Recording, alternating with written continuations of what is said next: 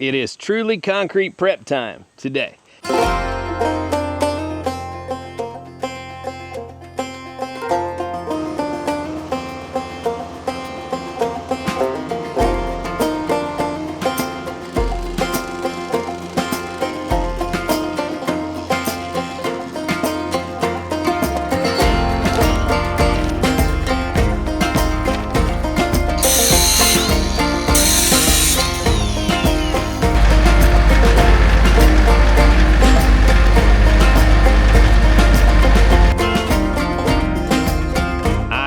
Picked up my expansion joints that I'm putting against the block here because I don't want my concrete hooked directly to the foundation of my house. So I'm going to get all of these expansion joints attached to the wall here at grade so that I'll have that to work off of. I have a roll of this nasty wire that's all rusty and a pain to deal with, and I hate the stuff that cuts you up, but got that. And then I've got 6mm vapor barrier plastic sheeting that I'm going to roll out on the ground, of course, before I put down the wire. I still have to run my form along the outside edge of where we're putting the pad. We'll get that on grade. I have spoken to a company who has a product that I really wanted to use on this, and they talk like they would be able to get that shipped out to me this week. And those are a way to divide this into 10-foot sections that will create my expansion joints so that I don't have to cut the patio when I'm finished. And also, it will allow me to set them on grade with caps so that I can use it to set my level of my concrete, and I can screed across those 10-foot sections. We'll be able to bring a concrete truck right up here and just kind of work our way along through here. And so I'm banking on that. I'm banking on the truck being able to help me and Cameron get this concrete mostly in place where we need it, so that there's not just an enormous amount of manual labor in getting it spread. I'm gonna do a brush finish on this when I am completed. So I think this is something I can do and make a nice product out of it. So pray for me, would you? We actually finished the concrete in our garage, and we did it all by hand. We worked our tails off, and it's not great.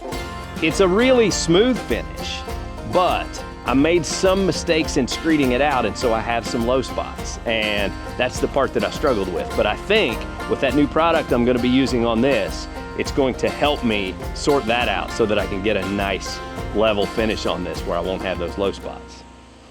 Again, pray for me.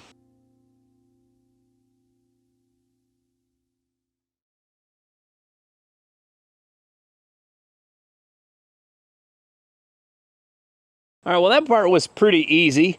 I just took this, it's, expansion joint. I think it's technically like asphalt impregnated fiberboard or whatever, but it creates a 1/2-inch barrier between the concrete and the foundation of the house, and it will allow, if the concrete pad were to float or lift, it's not going to do any kind of damage to the house and that sort of thing. So it allows it to expand and contract and not cause any issues.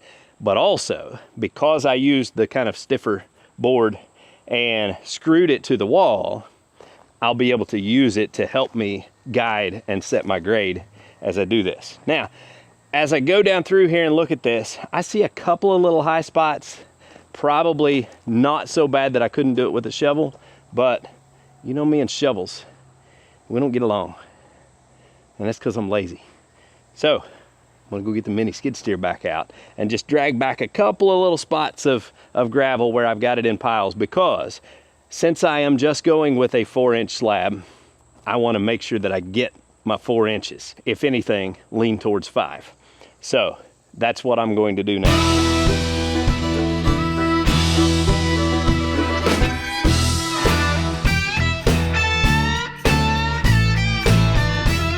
Okay, now it's time to really get down to it and make sure that we're in good shape everywhere. And what I do when I don't have a transit available to set my grade, I'll stretch a couple of strings across, and that way I have those for reference points at the top of my forms. And I've actually got my shovel marked with 4-inch lines on the corners. And I can walk down through here and see whether the line, if that's actually dead on 4 inches right there.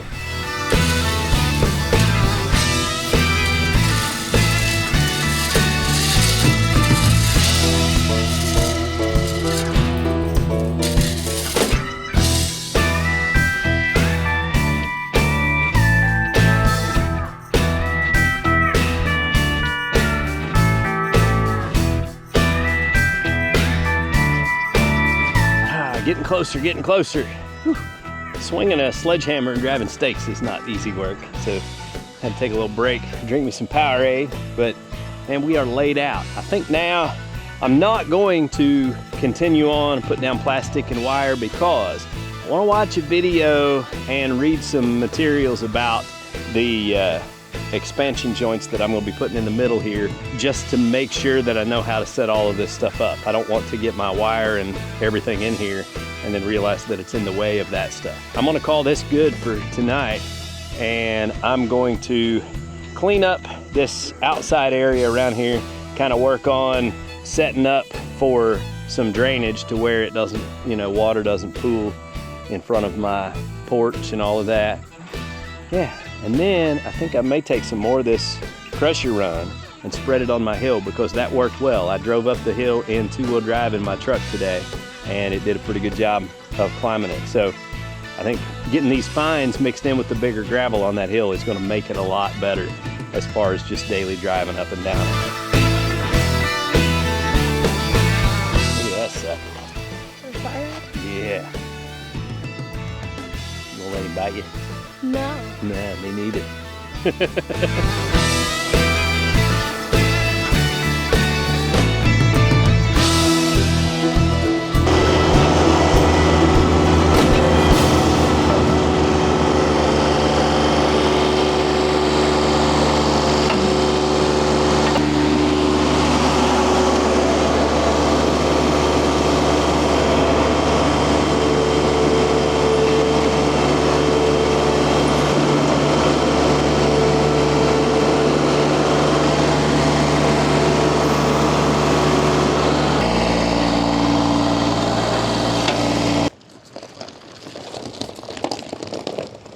What's up?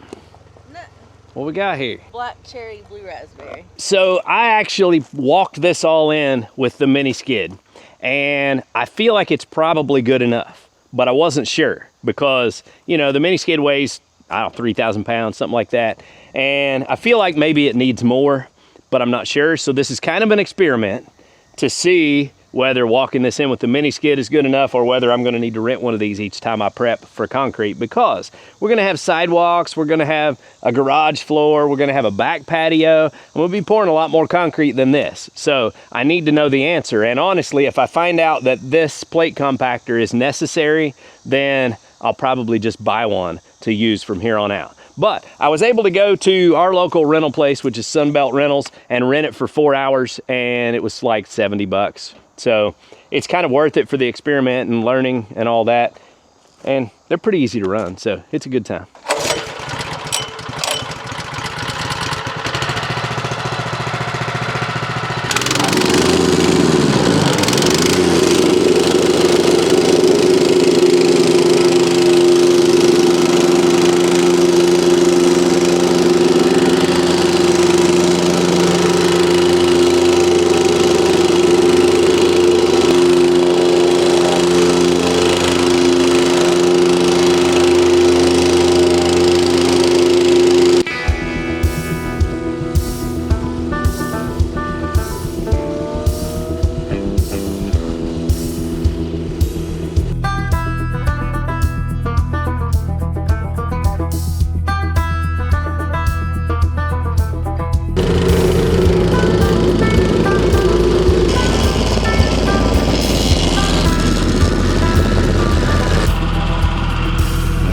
Pretty easily see the difference that it does make in the way that it packs this down and levels it out. And so far, every time I've poured concrete, I've rented one of these and I've packed the ground with it to prepare the base before I pour concrete.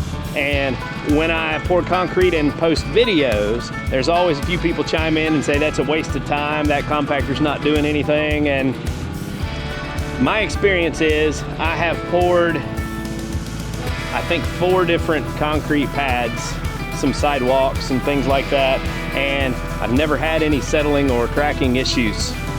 I mean, concrete always cracks, but it cracks in the relief joints and there's no like settling or spreading apart or anything like that. I've been happy with the results of all of my pours. So I think this is the move in order to compact it. And I can already tell this is doing more than just running the mini skid over it, because it kind of smooths it out, levels it out. And you can see if you have any high spots or low spots, you know, so it kind of helps that as well. We got her packed in and I'm pretty happy with it. We got a nice solid base here now, and it's nice and level. I got my 4 inches plus of thickness. All right, so I picked up a roll of 6 mil plastic that is 10 foot wide by 100 feet long. So I'll have plenty left over for the next pour in the back. And now I get to roll out the rusty metal. I always hate working with this stuff. And I didn't bring my gloves up, and I didn't bring up anything to cut it with. So what I'm gonna do is get this in there. I'm gonna bust it open and roll out 1 run, and then I'll pause, run down to the house and get me some snips or a grinder and maybe a pair of gloves, and then move it over. This is 5 foot wide, so we'll be doing 2 runs of this across here, and we'll be all set. Now, I'm still waiting on that concrete keyway joint that I've partnered with the company to show, and I hope it makes it in time because I'm planning on pouring this sucker on Friday, and I really wanted to put those in here. It would make this a whole lot easier and save me having to cut the joint with a saw. If I do get those, I think what I may have to do is once I install them, I'll have to go back through and cut this wire so that it's separate in each section, because we need to be able to raise it up into the concrete as we go, and otherwise it would end up underneath those keyways. I don't think we want that.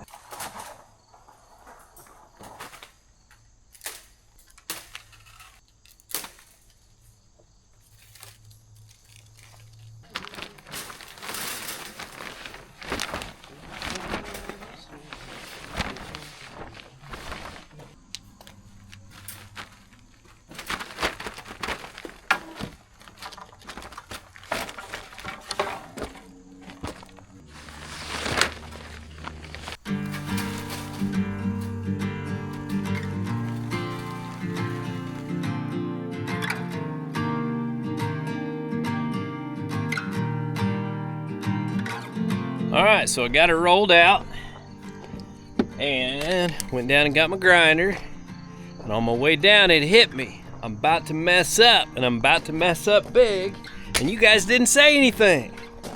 Nobody stopped me. You just let me work, and nobody said a word. But I'm supposed to have something going on right here about every 10 feet or so. I'm supposed to drill my post bases. I want a kind of a foundation for these posts. So I was going to drill and leave kind of a footing for these posts in this, and I didn't do it. But it's an easy fix right now, because all I have to do is slide my wire over after I cut it and then roll my plastic back, and I can drill my 4 or 5 holes, however many I've got to have, I think 5. And I drill my 5 holes and clean up around the holes, and then roll the plastic back, cut my holes in it. And I'll have to cut out the mesh around the holes, or, well, no, not necessarily. I can pour the concrete through them if I just cut the plastic and let it pour down in the hole. Yeah, that'll work. But anyway, it's not too late, but I was about to mess up. I want the footing because I only went with the 4-inch pad, which actually in most places it's closer to 5. And I'm going to order the concrete for a 5-inch slab that is 10 foot by 44 foot. That'll be about 5.5 yards, and that put me in pretty good shape. And so this pad is going to end up, this whole front porch is going to end up costing me about $1,500. No way I could have built a wooden deck for that amount of money.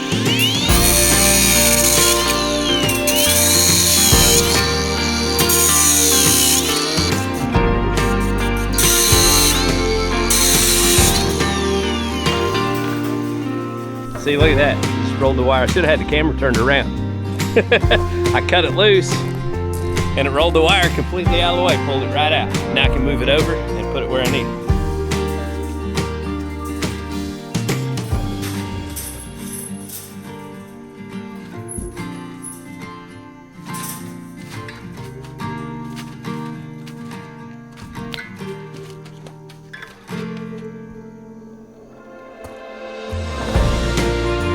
As I was down there cutting it, and I was thinking, man, it's not gonna be real easy to move this over by myself without tearing up my plastic and everything else. I cut the last piece and the thing just rolled up and rolled itself right out of here. And that made me think of, well, now that it's smaller, I can roll it out upside down and it'll hold itself down because of the curl in the wire. He's teaching me, guys.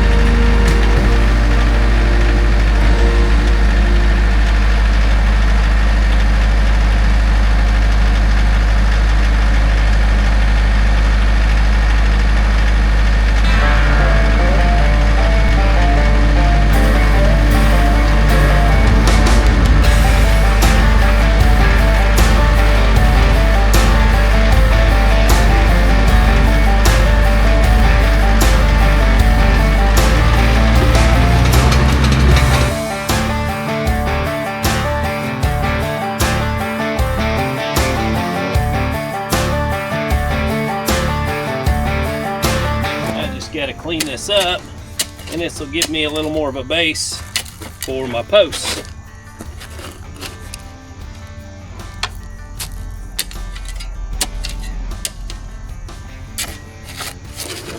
We'll clean these out, and then I'll put some gravel back in the base of them.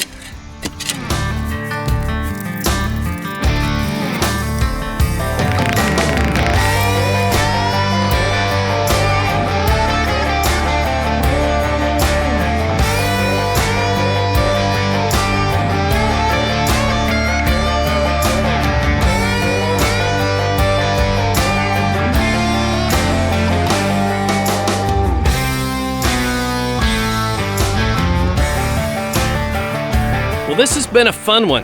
I have enjoyed prepping this because I got to run the little mini skid steer a lot, and I just, man, it's fun. I enjoy running it. And got to run a whacker packer, and I always, for whatever reason, that's rewarding too. And we got the Bombolite auger out, and you know, I could have done this without using the auger. It wasn't like this was major digging. I only wanted like 4-inch holes so that I had 8 inches worth of concrete for my post to sit on.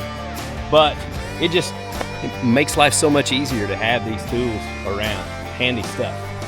So we got all the wire laid out. Now if those keyways arrive, I'm actually going to have to put them in and then cut my wire between each section so that we can raise it up into the concrete as we pour. But that's not a major deal. You saw I cut it with the grinder and it's easy cutting. But if I can get those keyways, it's gonna make this pour easier because I can screed off of the keyways and do it in sections, screeding out this way. If they don't arrive, what I'll have to do is screed right up against the building and use my wall expansion joint as my guide as I screed it. Still not a major deal.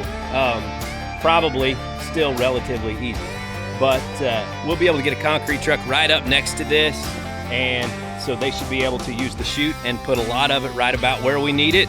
Cameron's going to help me drag concrete. Caden can probably be up here and help too. So I don't expect this to be just an awful job, but concrete work's hard work. So, you know, we'll get into it and do the best job we can do. I am hoping we can get them scheduled to come bright and early Friday morning. That way we can knock it out before the sun gets over the trees and starts working on the concrete. That gives us a little more time to work it. It'll be good and cool Friday morning, so we should have a good time.